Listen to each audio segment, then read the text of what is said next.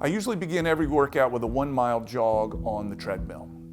And the workout begins typically about 8:30 a.m.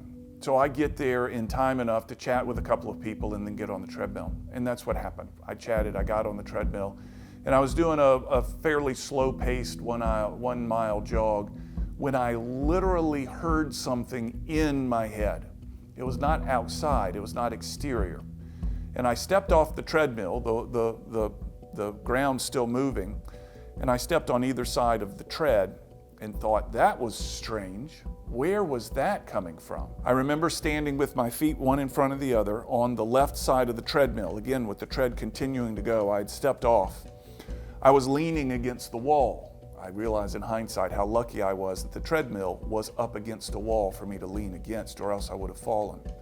And from across the room, the guy that owns the gym begins to belittle me in the good-humored, good-natured way that you'll find in many gyms of, we don't rest on the treadmills around here. If you're gonna be on my treadmill, you're gonna be running.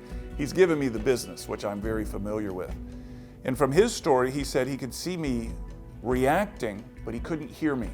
He could see my mouth moving, but he couldn't hear me. And then he said he noticed that the left side of my face looked very differently. And he immediately said, Cam is having a stroke, from across the room. Within moments of them saying that, the 8 or 10 people that were in the gym got to me, turned the treadmill off, kept me from falling, lucky, moved the equipment to get me out and had me laying on the floor in the gym.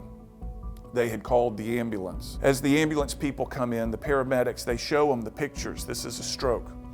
And they get me on the table, the gurney, whatever it's called, and they push me into the ambulance and they put an IV in. They're going to University Hospital. I hear them on the phone saying stroke protocol, I feel like, so that there's a team ready for me when they arrive.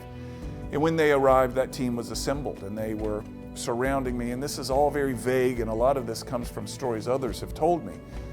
Surrounding me, put me in the tube, taking pictures of my head. The doctor who was in charge or took charge, I'm not familiar exactly how he got introduced to it, said, tells me this, I can see this, you're having a stroke. We need your permission to get in there and get it. We're going through the femoral artery. And shortly after that, he had cut the hole in the femoral artery and telling me repeatedly, be still, we're going to get this thing. Using other kind of languages and medical terms and people surrounding me. I clearly remember a nurse, all of which were masked, coming up to my side saying, I've seen this drug work, it's a miracle drug. And I've seen this procedure work, it's a miracle procedure. Be still, let the medicine work, let the doctor work. And I didn't realize at the time that there was a catheter from my leg around my heart, I think is what he said, up through the arteries and into my brain. And I don't know how long it took. The time gets blurred, but it came out, and within 5-10 minutes of that, I had regained, I want to say, they may disagree, the timeline may be different, but I had regained full capabilities. I walked out of the intensive care unit 25, 30 hours later under my own volition. And I talked to people who have had strokes. We've talked to a lot of our friends, my wife and I, whose parents have had strokes and who are permanently changed, not in a good way. I have been permanently changed in a great way. I am an advocate for this stuff now. Telling all my friends, championing this hospital, I've been changed positively. The greens are greens, I've said this 1,000 times, so the greens are greener and the blues are bluer today.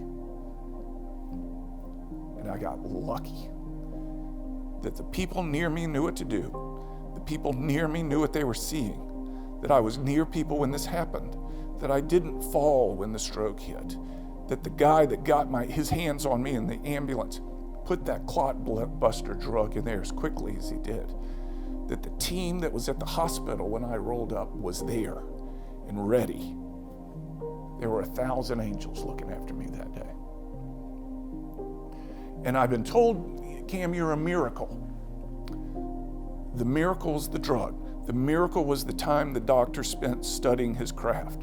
The miracle was the people in the room that knew me how to keep me still. I had no part in the miracle. I was the benefactor of 1,000 other miracles. And I'm grateful to be able to tell the story. The staff at USA Health gave me an extraordinary amount of confidence in a time of weakness and fear.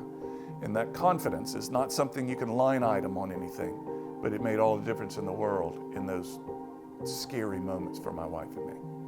And I have begun telling people, hey, if you think this is going on, if it's you, your mother, your father, there's only one place to go in this town. Go there. Don't question me of whether I'm right or not. Trust me. Go there. I am your living representative of what to do.